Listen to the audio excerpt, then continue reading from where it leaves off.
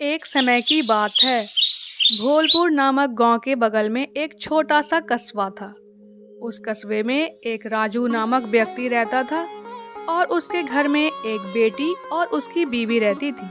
राजू दिन में इधर उधर मजदूरी करके पैसा कमाता और सारे पैसों का वह सट्टा खेल जाता था और सारे पैसे हार जाता। इस कारण से उसकी बीवी और बेटी हमेशा परेशान रहती थी।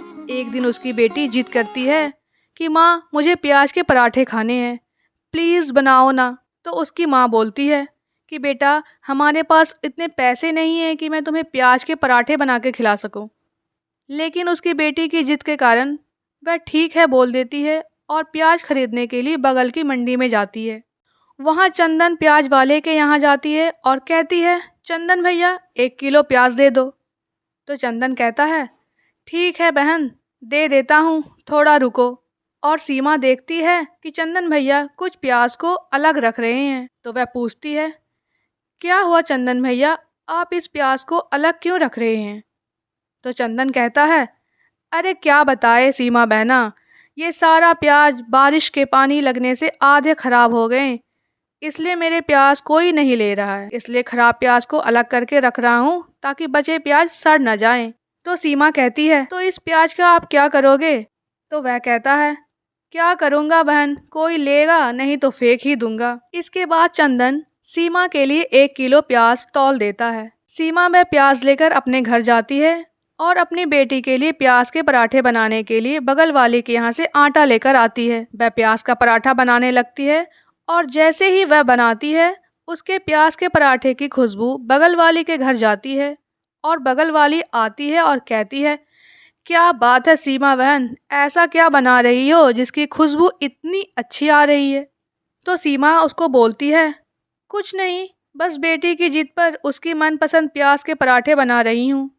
और वह कहते हुए पड़ोस वाली को भी एक प्याज का पराठा देती है। पड़ोस वाली प्याज का पराठा खाकर कहती है, क्या ही लाजवाब पराठे बनाती हो तुम जब इतना अच्छा पराठा बनाती हो तो अपना एक ढाबा क्यों नहीं खोल लेती, जिससे तुम्हारी कुछ कमाई भी हो जाए और घर की स्थिति ठीक हो सके। क्योंकि राजू भैया जितने पैसे कमाते हैं वो तो सारे पैसे जुआ खेलने में उड़ा देते हैं। सीमा को उसकी बात ठीक लगती है, लेकिन उसके पास उतने पैसे नहीं रहते हैं और वह कहती है, पर बहन, मेरे पास ढाबा खोलने के लिए तो पैसे ही नहीं है। तो पड़ोस वाली कहती है, तो क्या हुआ बहन, कब आएंगे पड़ोसी काम? मैं अपने पति से बात करके तुम्हें शाम तक पैसे दे दूंगी और जब तुम्हारा ढाबा अच्छा चलने लगे तो मेरे पैसे मुझे लौटा देना। सीमा हाँ कर देती है। फिर अगले दिन वह पड़ोस वाली से पैसे लेकर चंदन प्याज वाले के पास जाती है और कहती है, चंदन भैया, ये जो थोड़े से गले हुए प्याज हैं उसे फेंकने से अच्छा है वो आप मुझे दे दो। तो चंदन कहता है, ठीक है बहन। और सीमा कहती है, चंदन भैया, मुझे आपका पुराना वाला ठेला चाहिए जिसमें आप यहाँ मंडी में दुकान खोलने से पहले गांव-गांव प्याज बेचते थे। तो चंदन कहता है, ठीक है बहना, पर तुम क्या करने की सोच रही हो? सीमा कहती है, तुम्हें पता चल जाएगा भैया। फिर वह सारे प्याज ले लेती है और घर आकर उस प्याज की साफ सफाई करने लगती है।